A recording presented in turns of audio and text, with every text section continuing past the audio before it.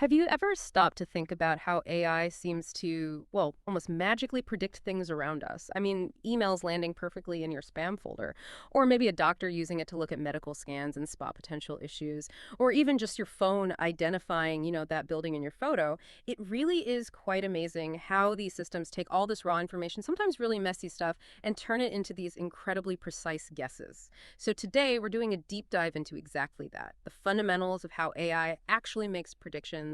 We'll unpack the raw ingredients, the data, and then really get into the fascinating process of how these machines learn. We want to uncover not just their power, which is immense, but also some maybe surprising limitations. Our goal here is to give you that shortcut, that clear understanding of what it really means for an AI to predict things and maybe even understand the world. Exactly. And understanding this stuff, it's not just for the tech folks, the developers or researchers anymore. It's really for anyone who's curious about this intelligence that's, well, increasingly shaping everything around us. We'll try to get past the buzzwords today and show you the why behind the what.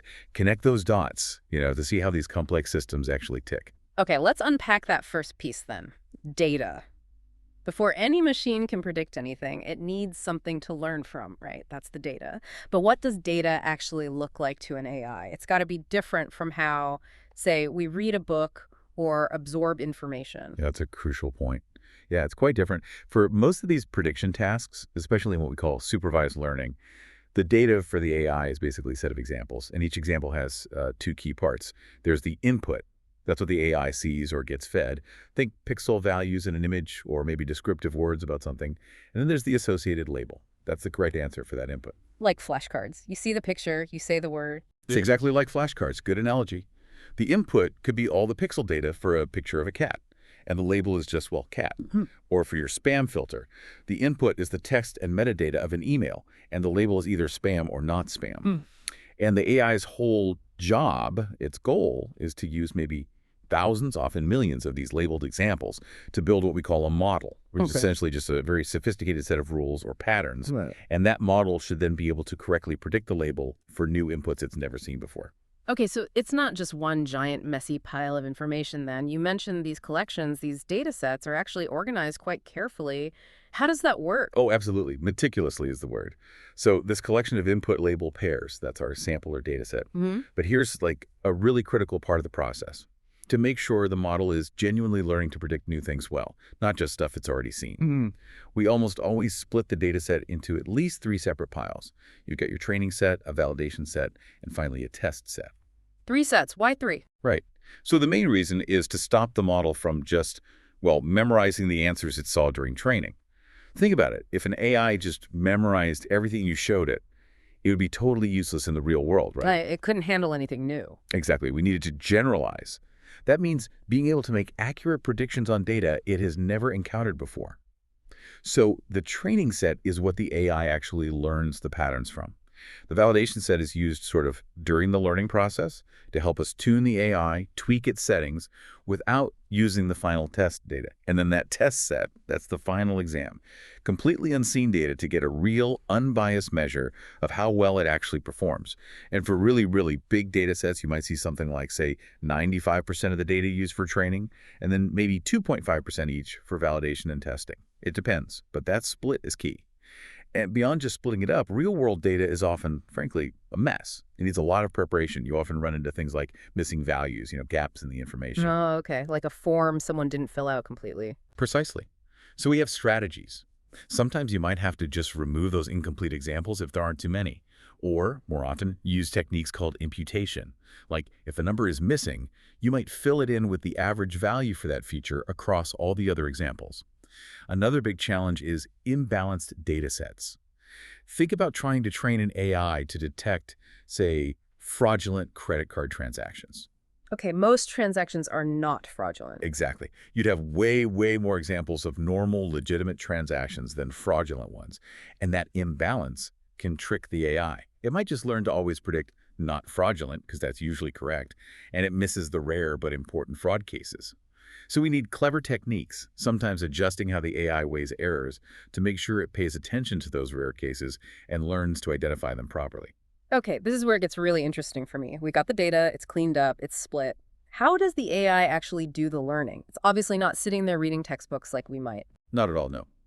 Fundamentally, AI models learn by solving what's essentially an optimization problem. Hmm. You can think of it as the machine constantly tweaking its internal settings, its parameters, over and over, until it finds a configuration that minimizes its errors on the training data, or maximizes some measure of correctness. Machines are incredibly good at this kind of optimization. For instance, take a common type of AI called the support vector machine, or SVM.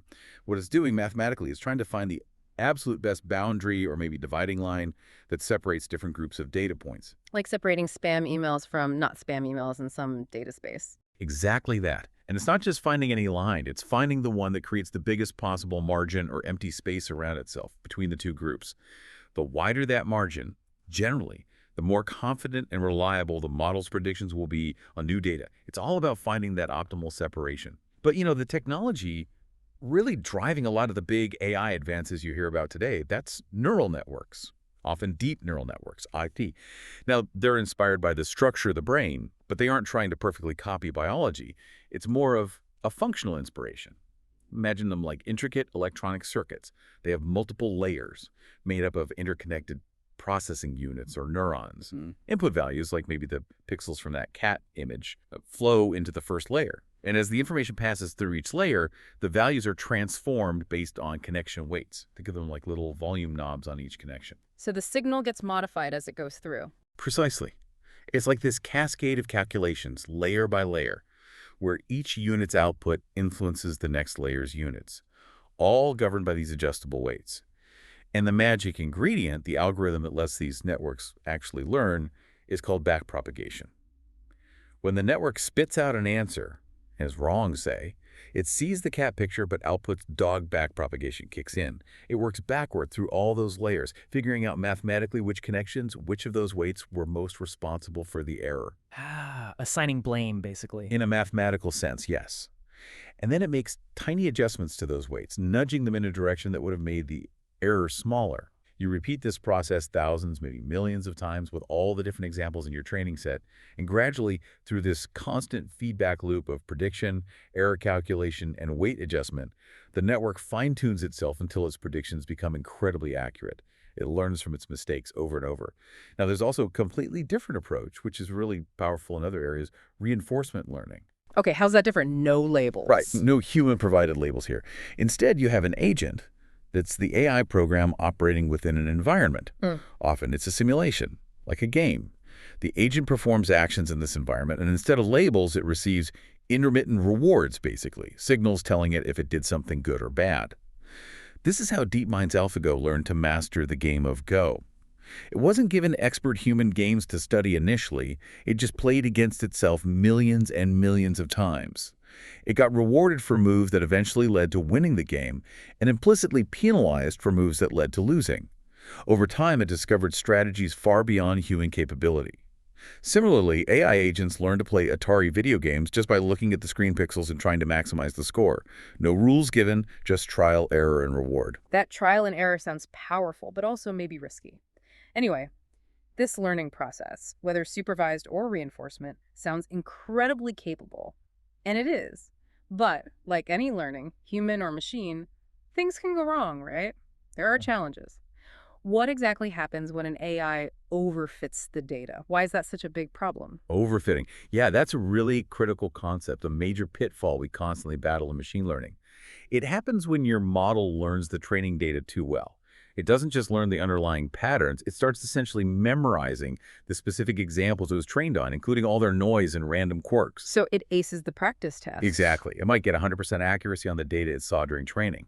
But the huge problem, the implication, is that it then fails miserably when you show it new, previously unseen examples. Yeah. It hasn't learned the general rules, it's just learned the specific answers for that particular data set. It fails to generalize. An overfit model is like that student who memorizes the answers for one version of a textbook, but is completely lost if the questions are even slightly rephrased on the real exam. It's just mimicking, not really understanding. Precisely. It's a parrot, not a thinker. Let me give you a couple of quick examples. Imagine training an AI to recognize different types of cars from photos. But maybe, just by chance, all the pictures of sports cars in your training set were taken on sunny days. The AI might accidentally learn that sports car is strongly associated with bright sunlight. Then you showed a picture of a sports car on a cloudy day. And it gets confused. It might fail because it overfit to that irrelevant detail, the sunny background, instead of learning the actual features of a sports car. Or think about medical diagnosis again. An AI trained on a small data set of patients with a rare condition might pick up on incidental features specific to those few patients. Maybe they all came from the same hospital wing, rather than the true biological markers of the disease itself. Okay, so how do you stop that? How do you prevent overfitting? Well, there are several standard techniques we use. It's a constant balancing act. Sometimes the answer is just to try a simpler model. Maybe use a neural network with fewer layers or fewer units per layer, making it harder for it to memorize fine details. Often, simply getting more training data, especially diverse data, is one of the best solutions. More examples make it harder to overfit to any specific quirks. Then there are techniques called regularization. These add a kind of penalty into the learning process, discouraging the model from becoming too complex or letting its internal weights get too large, which often correlates with overfitting. For neural networks specifically, a very common technique is called dropout. During training, it randomly drops or temporarily ignores some of the units in the network for each training example. Like forcing it to work with a slightly different team each time. That's a great way to put it, yeah. It forces the network to build more robust representations, making it less reliant on any single connection or pathway, which helps prevent overfitting. And managing all of this, choosing the model complexity, the type of regularization, how much regularization, the learning rate, that all falls under what we call hyperparameter tuning. These are the settings we, the humans, choose before the training process even starts. And finding the right combination isn't usually straightforward. It often involves a lot of experimentation, intuition built from experience. Some people even call it a bit of an art form. Less pure science, more skilled craft. Sometimes it feels that way, yeah. Yeah. It's where that human expertise really guides the AI's ability to learn effectively and avoid pitfalls like overfitting. That makes sense. It's not just automated magic. But, okay, stepping back from just overfitting, what about the deeper question, this learning that AI does? Does it mean it truly understands things the way a human does? Or is it more like a, incredibly sophisticated statistical pattern matching? That hits on probably one of the most fundamental debates and research areas in AI right now. It's a profound question. The reality is, current deep learning, for all its power, has a major dependency. It relies heavily on massive quantities of human-labeled data. And that's a huge bottleneck. As many experts point out, we simply cannot label everything in the world. It's not feasible. Contrast that with how humans learn. A young child might only need to see a cat once or twice to reliably recognize cats in the future. Yeah, we don't need millions of labeled cat pictures. Exactly. That ability to learn quickly from few examples, sometimes called one-shot learning, is something current AI struggles with immensely without massive pre-training on related tasks. That points to a fundamental difference, and this highlights several core limitations when we compare current AI learning to human general intelligence. First, there's a definite lack of true common-sense reasoning. The classic example, you tell an AI, I put the plant in the window because it wasn't getting enough light in the corner. A human immediately infers the goal is more sunlight for photosynthesis, leading to better growth. An AI. It lacks that intuitive physics, biology, the understanding of why. It doesn't grasp the underlying concepts of light plants growth in the same way. It just sees correlations in data, maybe. Largely, yes. It might learn window correlates with plant growth if it sees enough examples, but it doesn't understand the causal mechanism. Second, current AI really struggles with true abstraction, analogy, and transfer learning. There are these fascinating visual puzzles called Bongard problems. They require abstract pattern recognition. Humans can usually solve them with just a dozen examples provided. State-of-the-art AI systems, even after being trained on 20,000 similar examples, performed only slightly better than just random guessing. That shows a massive gap in abstract reasoning. Yeah. And transfer learning, too. An AI that becomes superhuman at playing, say, the Atari game Breakout often has to be retrained almost from scratch to play a slightly different version, even one with minor visual changes. Humans, on the other hand, effortlessly transfer skills and concepts learned in one domain to new, related situations. That flexibility is largely missing. Then there's the whole black box issue with many deep learning models. Their internal workings are so complex, it's hard to understand why they make a particular decision. And this reliance on finding patterns in data, this data-centric philosophy, leads some experts to argue it's more like sophisticated curve fitting, finding mathematical functions that match the data rather than building genuine comprehension. It's correlation, not necessarily causation or understanding. And maybe one of the most telling limitations is their surprising vulnerability to adversarial attacks. Ah, yes, I've heard about this. Where tiny changes fool the AI? Exactly. Yeah. Change is often completely imperceptible to a human eye.